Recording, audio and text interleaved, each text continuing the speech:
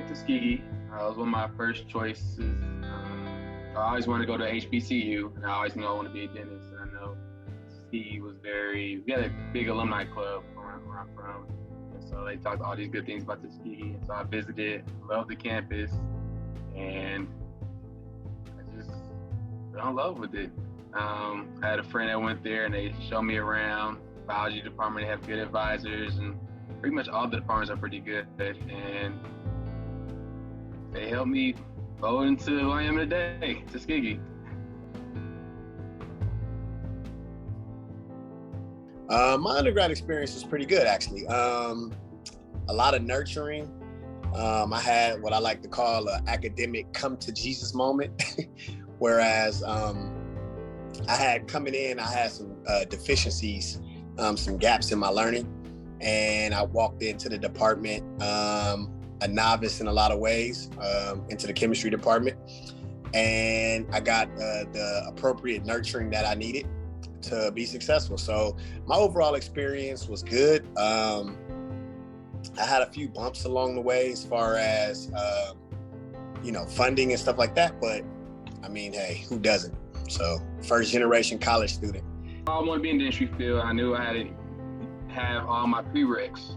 And so it was either biology or chemistry, so one of the sciences. So I chose biology. Got the Winton, I used to always go to his office, try to ask him what classes I needed to take, classes do I have to take, and pretty much match them up what I needed to do. And so freshman year, I had a lot of credits because I was on the presidential scholarship, which I had to keep a 3.5. And so it kind of loaded me up my first year. I almost lost my scholarship.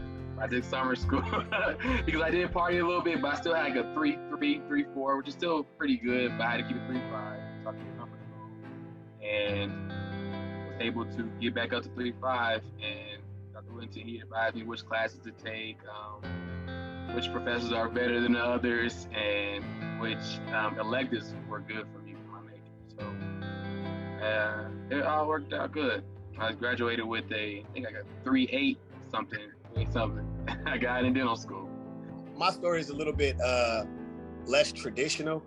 I was actually I'm from California, from the San Francisco Bay Area, from Richmond, California. And I had got away from California for a change of scenery. I was actually in the Metro Atlanta area, and I came down on a recommendation from a relative. And they told me about the school. I didn't know much about it, didn't know anything about Alabama. And I came down, and once I saw the school, I absolutely fell in love and said, this is where I wanted to go. And so I put the plan in motion to do just that. I would say without the advising that I received, I would not I would say I wouldn't be where I am, but it would help me a lot. Because I know that compared to friends at other schools, same major, same goals, they didn't have the type of advising that we had. Our class, as you go further into your major, class sizes get smaller. Other schools, they still are a number. They have 100, 200 people in their classrooms, and professors just don't know them. Dr. Winston was one of my advisors, and he had my number. He knew who I was. He was like, sign up for this program, sign up for this research symposium, Abercrombie. And I would sign up. And I had all those to my resume, and I was able to talk about different research topics, different presentations that I did, what year was that? We went to DC, it was at Abercrombie. I was doing a lot. I like resumes long, even different summer programs. He was like, oh, I know somebody at this school, you should sign up for it. And then I was able to get, good letter recommendation. They knew me personally, and that goes a long way because different schools at Howard, I know for a fact, they actually read the letters of recommendation.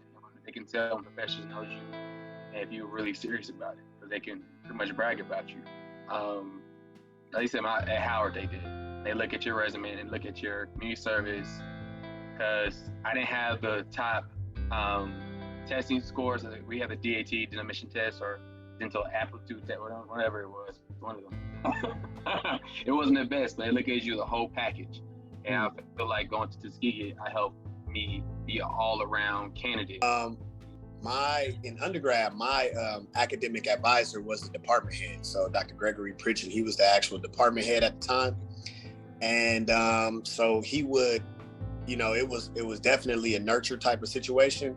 He would come into the labs to check on me. He would come into the classes to check on me. He would tutor me personally with the various chemistries, any kind of deficiencies that I had. He helped, span those gaps. He got me help with my math. He helped me in lab tremendously. So my lab techniques. And so the entire department was like that, really. You had people from all different walks of life, all different nationalities.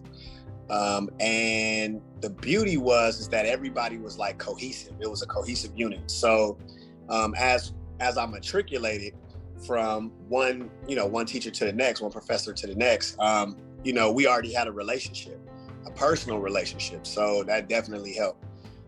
So, it was one of those things where the department I think it was good for my growth, not only as a student, but as a young man.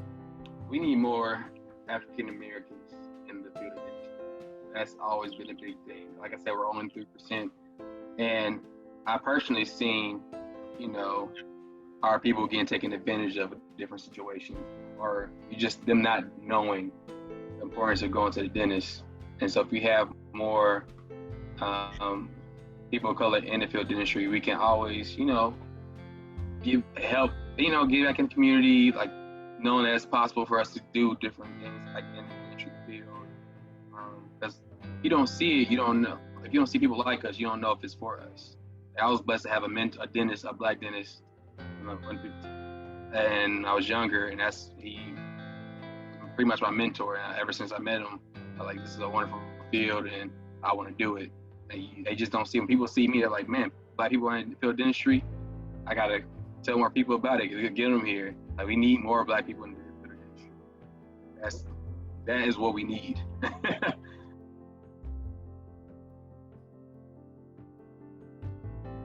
If it wasn't for Tuskegee University, I wouldn't have been an award-winning scientist. I wouldn't have a patent, and I wouldn't be the first student to receive a patent in the history of Tuskegee University. And I wouldn't be going on the Tuskegee University's Inventors Wall of Fame. And I wouldn't have written this book.